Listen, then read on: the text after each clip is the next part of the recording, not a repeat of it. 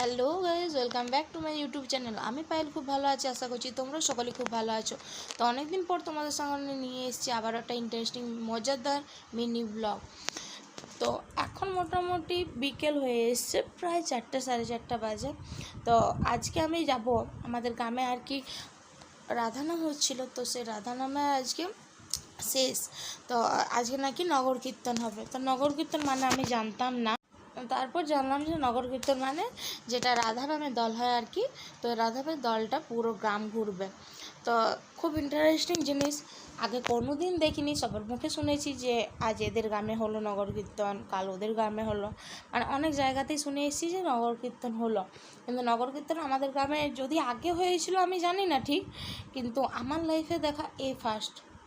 তো নগর কীর্তনে মানে পুরো গ্রামের সব মহিলারা, বাচ্চারা, বয়স্ক মানুষরা সবাই নাকি একসঙ্গে জড়ো হয়।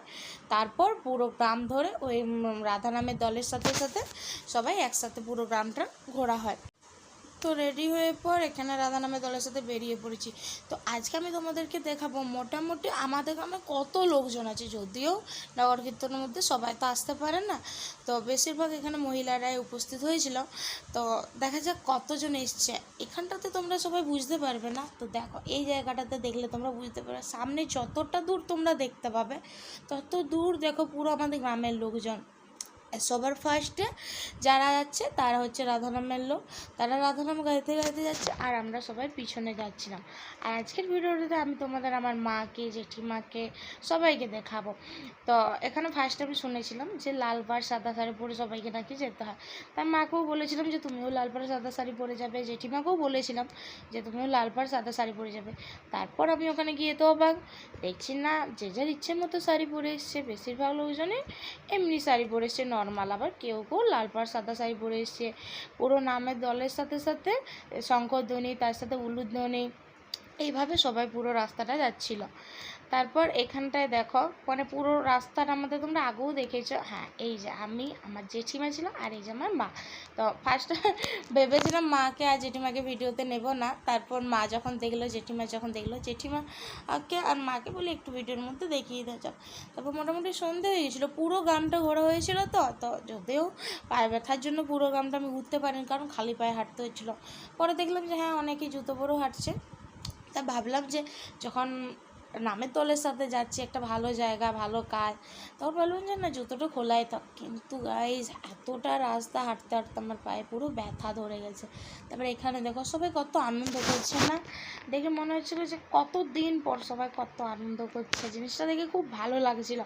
এটা যদিও ঘুরে আসছিলাম তখন, মানে গ্রামের একটা সাইডে এটা এসছিলাম, আর একটা সাইডে এখনও যেতে বাকি আছে। তো মানে এতটাই আসতে আমার পায়ে পুরো ব্যথা ধরে গেল, পুরোটা তো ভিডিওর মধ্যে দেখানো সম্ভব না। আর এটা হচ্ছে আমাদের গ্রামের মনসা মন্দিরের সামনেটা।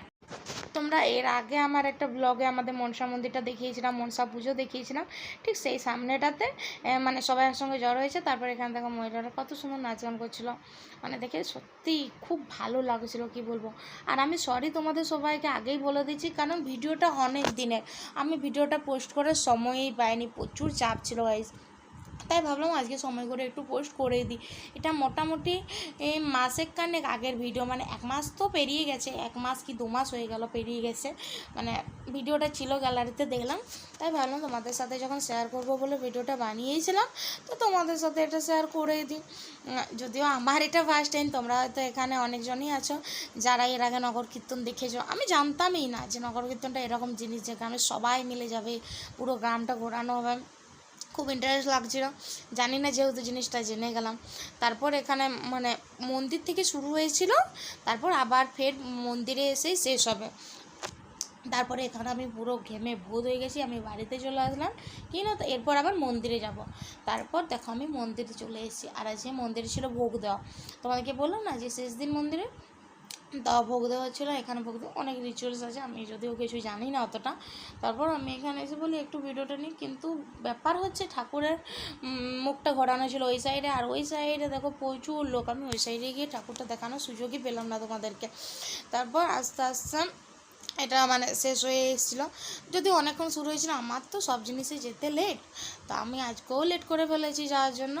তারপর এখানে এটা কি দধি হাঁড়ি না কিছু সামথিং একটা জিনিস আছে, যেটা একজন নিয়ে মাথার মধ্যে পুরো মন্দির, ওই দেখো পিছনে আসছেন, ওটা আর কি 3বার না 5বার যাও পুরো মন্দিরটা আর কি, আটচালা যেটা আটচালাটা প্রদক্ষিণ করা হবে, তারপর ওটা আর কি ভেঙে ফেলা হয়। তারপর এখানে দেখো ফাইনালি আমার হাতে মন্দির মানে ভোগের প্রসাদের হাঁড়ি চলে এসেছে, আর আমি বাড়ি চলে আসলাম। তো যেটার জন্য এতক্ষণ অপেক্ষা করে পেয়ে গেছি। তো আমি খাবারটা খেতে থাকি, তোমরা ততক্ষণে লাইক কমেন্ট করে দিও। দেখা হচ্ছে নেক্সট ব্লগে, বাই।